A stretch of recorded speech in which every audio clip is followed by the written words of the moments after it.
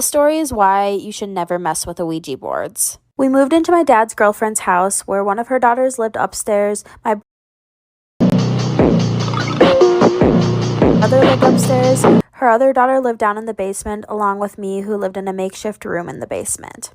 One night, me and her 2 daughters decided to buy an Ouija board. After my dad and his girlfriend went to bed, me and her daughters all went downstairs, grabbed a bunch of candles, set up the Ouija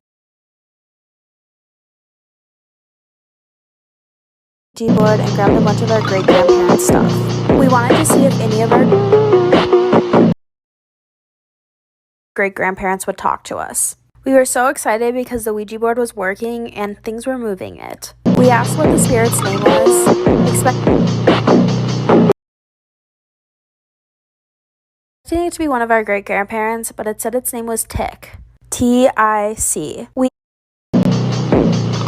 asked it to repeat it again, and it spelled out T-I-C. We knew that it wasn't one of our great-grandparents. Stay tuned for part 2. This is part 2 of why you should never do an Ouija board. So after it said its name was Tic, we asked how old it was. The spirit responded with 9 years old. We asked what gender it was. There was no response. We knew for sure at this point we were not talking to one of our great-grandparents. I wanted to stop right then and there. I was really freaked out and I knew that we weren't talking to something good, but my older stepsister wanted to keep going. So out of peer pressure, of course, I kept going. She asked if it was human. Its response was no. We asked if we were safe. The spirit said yes, but I really didn't feel safe. We asked if the spirit was stuck in the house. The response was yes. The next thing my older stepsister asked, which I really wish she didn't, is if Tic was the only one there with us.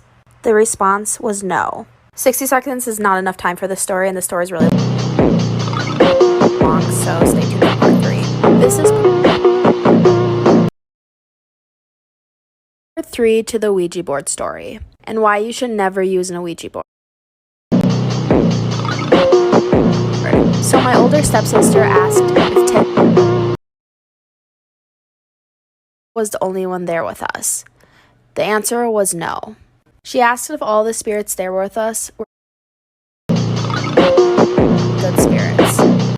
The Ouija board said no. Right as we asked that, the bathroom was right behind us and we heard a huge loud slam in the bathroom. All of us were really freaked out, just sitting there not knowing